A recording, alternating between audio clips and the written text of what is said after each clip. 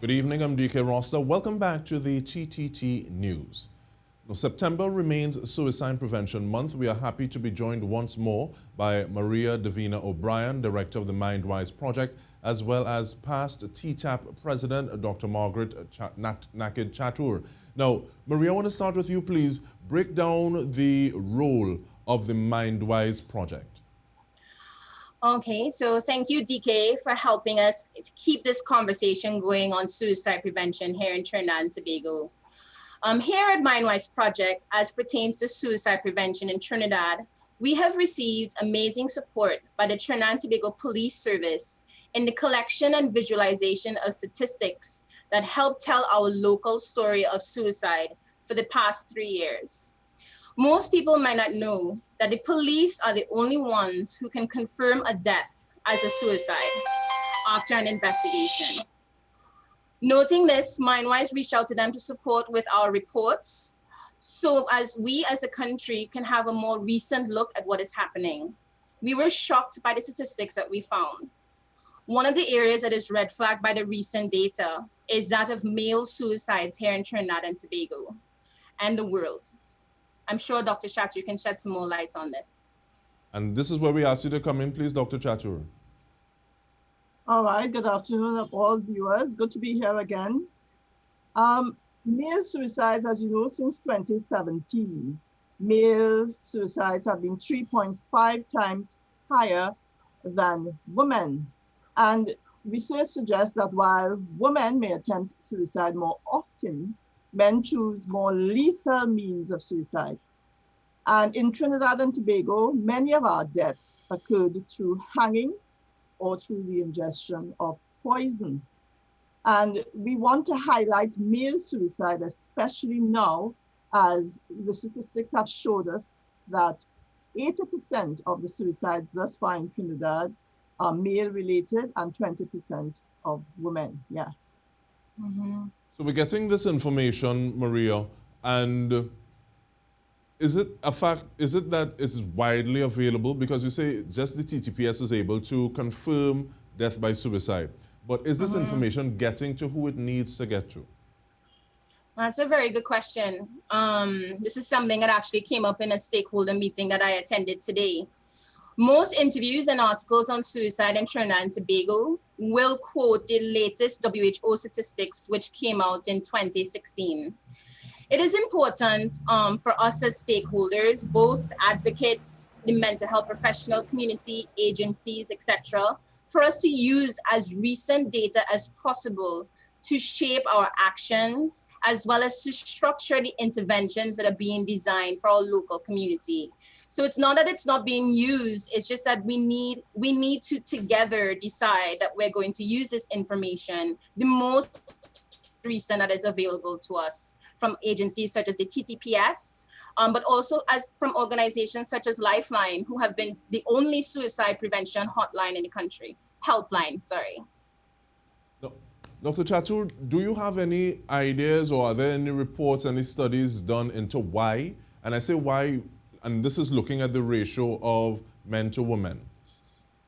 And this is a global fact, okay, in that there are traditional male gender roles which discourage men from emotional expression. Because of this, men are told that they need to be tough and they should not ask for help. So that these rigid gender norms make it very difficult for them to reach out and to ask for support when they need it. So whilst women may call a friend or may talk about it, men are less likely to seek help when there are emotional problems. And you ask about research, and it suggests that depression, therefore, in men is diagnosed less frequently than it is. So, because men tend to deny illness, they tend to deny that they feel hopeless, that they feel desperate. And unfortunately, many of them self-treat. They self-treat these symptoms by drinking alcohol, by abusing drugs and other substances. And as I said earlier on, they're more likely to use lethal suicide methods such as hanging, ingestion of poison, guns, etc. Yes. So one of the things that, in terms of speaking of gender normative behavior, is one thing to say, okay, articulating emotions, there's a challenge that is there. But what about expectations in the sense that I am man, I am supposed to provide. If I cannot provide, that is also a challenge. Where does that factor in? And these are cultural norms, cultural norms of expression, traditional male gender roles. And yes, that is a high risk factor because, as I said, they do not want to talk about the issues. And if I could just talk about the hotline, what I have noticed, especially in the last 2 months, and it's very commendable, we have men calling in about their feelings. In the early parts of this pandemic, in March, April, May, men would call in and they would talk about maybe financial loss or not having a job or not being able to provide for their family. And I would tell the responders on the hotline, dig a little deeper. Let's see if there is something else there. And I must commend all those men who have called in, men who are seeking help. And I think it is because we are trying to raise awareness that it is okay to talk about how you're feeling. It's okay to talk about emotional problems. And again, it's like knocking a wall. That stigma against mental illness can only be decreased by continuing awareness, continuing prevention, and men seeking help for emotional discomfort. And I want to thank you ladies for actually being here and being part of this discussion and helping to raise that awareness. So in the same way you may have a physical discomfort or physical challenge, you go get that seen too.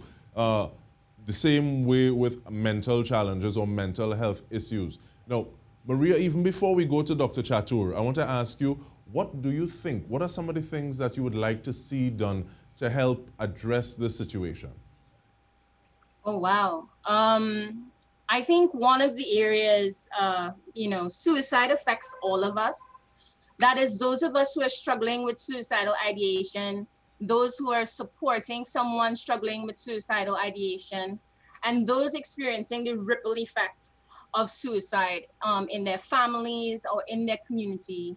Each of these groups of people require stronger community resilience, and that's not a one-step process. That requires each person to be invested in connection, in intimacy, in stronger emotional ties and resilience within our communities. And that's not one work for one agency, that's work by each individual person. First, we work on ourselves, and then we work on our families and our close inner circle. We work on our workplace, wherever we can strengthen that community mental health resilience. It's done through increased capacity to connect and to share our experiences, like what Dr. Chatoor is referencing on the hotline.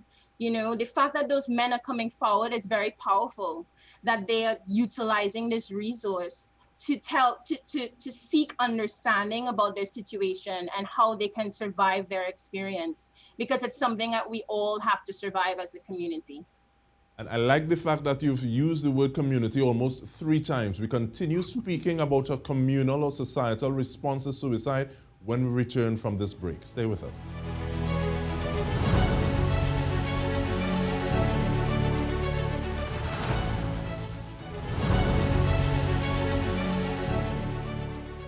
Welcome back. We're speaking with the director of Mindwise, Maria Divina O'Brien, as well as former TTAP president, Dr. Margaret Nakhid-Chatoor. We resume with you, Dr. Chatoor. It takes a village to raise a child. What does it take in terms of a community or societal response to keep that person active? Your response or a societal response to suicide, how do we treat with that? Mm-hmm. And it is unfortunate, DK, that many times when we talk about suicide, we only look at the risk factors in this community effort, you know, a family history of suicide, previous suicide attempts, a sense of hopelessness, cultural factors, etc. What is needed more in this society, in communities, are to look at what is there already. What are the protective factors that we can increase to help persons, to buffer individuals from suicidal thoughts and behaviors?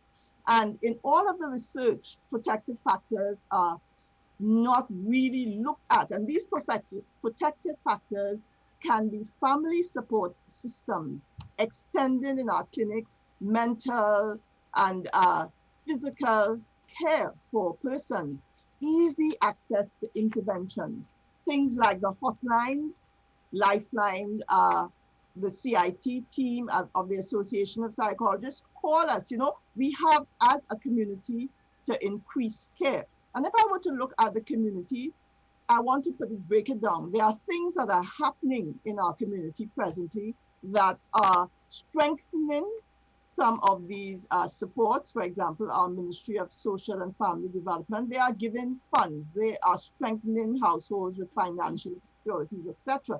And that is one thing. But we also have to look at things that should happen in our society. For example, creating protective environments for our persons most at risk, teach coping skills, problem solving skills. And I want to say here, as the village, we have to be our brother's keeper. Last night, about 9 o'clock, I had a 72-year-old woman who called into the hotline, and she was very concerned about her neighbor, a 45-year-old man, who she said had come in late at night, was sleeping outside his house. When she had a conversation with him, he was very incoherent. And she called because she did not know what to do, where to go. And I commended her because she was looking out for someone much younger than herself, someone she saw in trouble. So as a community, as a village, we have to be on the lookout. If we have more, we have to give some. If we have less, we have to give one. And I totally believe that it takes a village at this point in this pandemic to create buffer systems for persons at risk. Please remind me of that hotline number, in addition to the fact that you said many times people speak about risks, but are the protective factors for men or elderly men different than if we were just looking at an entire collective? And for elderly men, as you know, men over the age of 65 DK are at the greatest risk of suicide. Why? Because in older men, suicide is most often associated with feelings of depression, physical pain, many of them, illness, living alone, feelings of hopelessness. Many of them do not have relationships. So yes, the dynamic is greater, much greater for men who are over 65. And the hotline, that number, what is it? So our hotline, remember, our number is 717-8867, but we have 13 psychologists available. You have to go up to www.psychologytt.org and press the red button. And I want to say here, this service is free. People have been asking us, what do I pay? It's a free service. It's more than 6 months in the running, and we are here to give of our service to the people of Trinidad and Tobago. Now, Maria, I want to bring you back into the conversation, please. Now, there is some sort of relationship between Mindwise and the TTPS for you to get that information. I want you to speak to that relationship, please, and also, are there other relationships, working relationships, functional ones that you have already or would like to see? So as I mentioned before, the relationship between the TTPS and Mindwise is because of the nature of where the data comes from on suicides comes from confirmed cause of death. And only the police can give you that information other than other departments within national security, I believe.